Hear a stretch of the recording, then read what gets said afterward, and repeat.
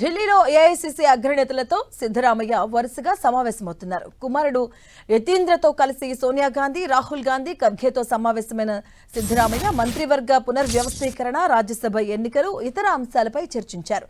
Deputy CM పదవులతో పాటు మంత్రిత్వ శాఖలపై చర్చలు జరిపారు.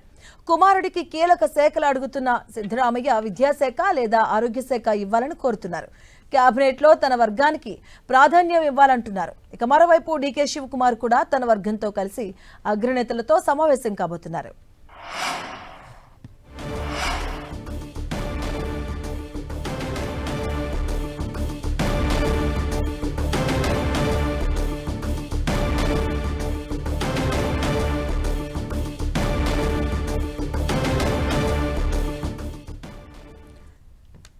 ఢిల్లీలో ఏఐసీసీ నేతలతో సిద్ధరామయ్య చర్చ జరుపుతున్నట్టుగా తెలుస్తుంది. దీనికి సంబంధించిన పూర్తి అప్డేట్స్ మా కరెస్పాండెంట్ గోపి అందిస్తారు. గోపి, మాధవి, ఈరోజు ఉదయం నుంచి కూడా ఏఐసీసీ అగ్రనేతలతోటి భేటీలతోటి బిజీగానే కర్ణాటక మాజీ సీఎం సిద్ధరామయ్య గడుపుతున్నారు. ముఖ్యంగా తన కుమారుడు యతీంద్రకు సంబంధించిన అంశం పైన ఆయన ఏఐసీసీ పెద్దలతోటి ప్రముఖంగా చర్చిస్తున్నారు. ఇటు రాజీనామా చేసిన అనంతరం రాజ్యసభకు రావాల్సిందిగా ఇప్పటికే అధిష్టానం పిలుపునివ్వడం జరిగింది. ఆ తర్వాత ఆయన రాజ్యసభకు వెళ్లేందుకు కొంత ఇష్టపడకపోవడము, రాష్ట్ర రాజకీయాల్లోనే తాను క్రియాశీలకంగా ఉంటానంటూ కూడా మీడియాకు చెప్పడము, ఆ తర్వాత ఢిల్లీకి రావడం జరిగింది. మరి ఈరోజు ఉదయం 9:30 ప్రాంతాల్లో రాహుల్ గాంధీతో, సోనియా గాంధీతో భేటీ అయ్యారు. రాష్ట్రంలో ఉన్న పరిస్థితులు, తను రాజీనామా చేసిన తర్వాత పార్టీలో నెలకొన్న అంశాలు, ఇతర విషయాలన్నింటినీ కూడా ఇటు సోనియా గాంధీకి వివరించినట్టుగా తెలుస్తుంది. ఆ తర్వాత మల్లికార్జున ఖర్గేతో భేటీ అయ్యారు. మల్లికార్జున ఖర్గే దగ్గరికి కుమారుడు యతీంద్రతో కలిసి వెళ్లారు. డిప్యూటీ సీఎంతో పాటు ఇటు ఆరోగ్య శాఖ, విద్యాశాఖ కూడా తన కుమారుడికి ఇవ్వాలంటూ కూడా ఇటు మల్లికార్జున ఖర్గే వద్ద ప్రస్తావించడం జరిగింది. ఆ తర్వాత ఏఐసీసీ సీనియర్ నాయకులు కేసీ వేణుగోపాల్ నివాసానికి కూడా వెళ్లారు. కేసీ వేణుగోపాల్తో కూడా దాదాపు 25 నిమిషాల పాటు కూడా భేటీ అయ్యారు. ఆ భేటీ సందర్భంలో కూడా కర్ణాటకలో ఉన్న పరిస్థితులు, ఇతర అంశాలు, ఇప్పటికే మంత్రులుగా ఉన్న వ్యక్తుల అభిప్రాయాలు, ఇతర అంశాలన్నింటినీ కూడా సంస్థాగత వ్యవహారాల శాఖ ప్రధాన కార్యదర్శి అయిన కేసీ వేణుగోపాల్కి వివరించడం జరిగింది.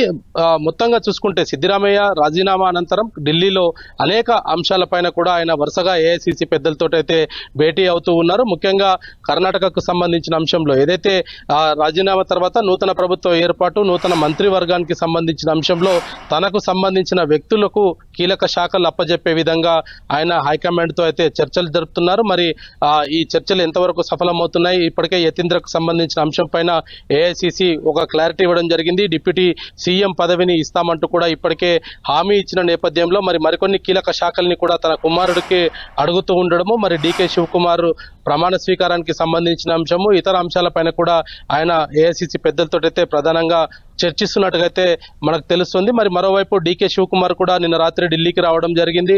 ఆయన ఇప్పటికే తన వ్యక్తిగత పూజారితోటి కూడా ఆయన కొన్ని డేట్స్ ను కూడా చూయించుకోవడం జరిగింది. దానికి సంబంధించి సోమవారం లేదా బుధవారంలో తన ప్రమాణ స్వీకారం ఉండే విధంగా ఏర్పాట్లు చేసుకుంటున్నారు. దానికి సంబంధించి కూడా హైకమాండ్ వద్ద చర్చించేందుకు ఆయన ఢిల్లీకి చేరుకున్నారు. మరి ఏఐసీసీ పెద్దలతోటి మధ్యాహ్నం తర్వాత ఆయన భేటీ అవుతారు. ఒకవైపు సిద్ధరామయ్య ఇటు తన కుమారుడికి సంబంధించిన అంశంతో పాటు తన వర్గీయులకు కీలక పోర్ట్ఫోలియోస్ అప్పజెప్పే అంశం పైన ఏఐసీసీ పెద్దల్ని కలుస్తుంటే, మరోవైపు ముఖ్యమంత్రిగా తాను ప్రమాణ స్వీకారం చేయడంతో పాటు తనకు సంబంధించిన వ్యక్తులకు కీలక మంత్రి పదవులు, ఇటు పాత కేబినెట్ మంత్రులకు ఉద్వాసన పలుకుతూ నూతనంగా కొత్త వారికి అవకాశం కల్పించే విధంగా ఆయన ఏఐసీసీ పెద్దలతోటి కూడా భేటీ కానున్నారు. మరి మొత్తంగా కర్ణాటక రాష్ట్ర రాజకీయాలు 3 సంవత్సరాల తర్వాత మరోసారి ఢిల్లీకి చేరుకోవడం జరిగింది. ముఖ్యమంత్రికి సంబంధించిన అంశం కావచ్చు. అంటే అధిష్టానం నుంచి ఈ విషయంలో ఎలాంటి నిర్ణయాలు, ఏ అంశాలను పరిగణలో తీసుకొని మంత్రిశాఖల అధిష్టానం ఇచ్చే అవకాశాలు ఉంటాయి? ఎందుకంటే గతంలో ఒకరు 2.5 ఏళ్ళు, ఇంకో 2.5 ఏళ్ళు అనుకున్నప్పుడు కూడా ఏ అంశాలు పరిగణలోకి తీసుకున్నారు, ఇప్పుడు ఏ అంశాలను పరిగణలోకి తీసుకోబోతున్నారు?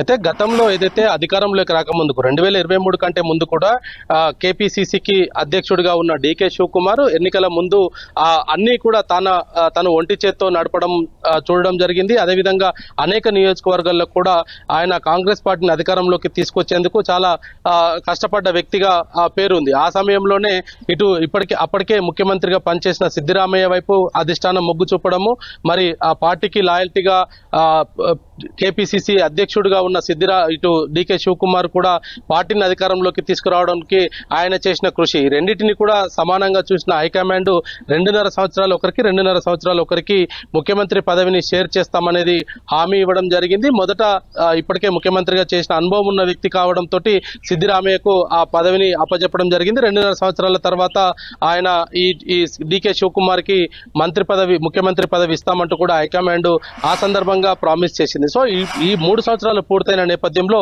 ఇటు ఇదే అంశాన్ని ఏఐసిసి పెద్దల వద్ద కూడా డీకే శివకుమార్ ప్రస్తావించడం జరిగింది. మరి ఆ తర్వాత జరిగిన పరిణామాలు సిద్దిరామయ్య రాజీనామా, ఆ తర్వాత ఆయనకు రాజ్యసభ ఆఫర్ చేయడము, ప్రతిపక్ష నేత హోదా ఇస్తామని ప్రకటించడము, వీటన్నిటి నేపథ్యంలో ఆయన ఢిల్లీ రావడము, ఇప్పుడు రాజీనామా తర్వాత ఆయన కలుస్తున్న పెద్దలతోటి కొన్ని కీలక అంశాలపైన కూడా ఆయన చర్చ అయితే జరుపుతున్నారు. Madhavi. Right, thank you Gopi.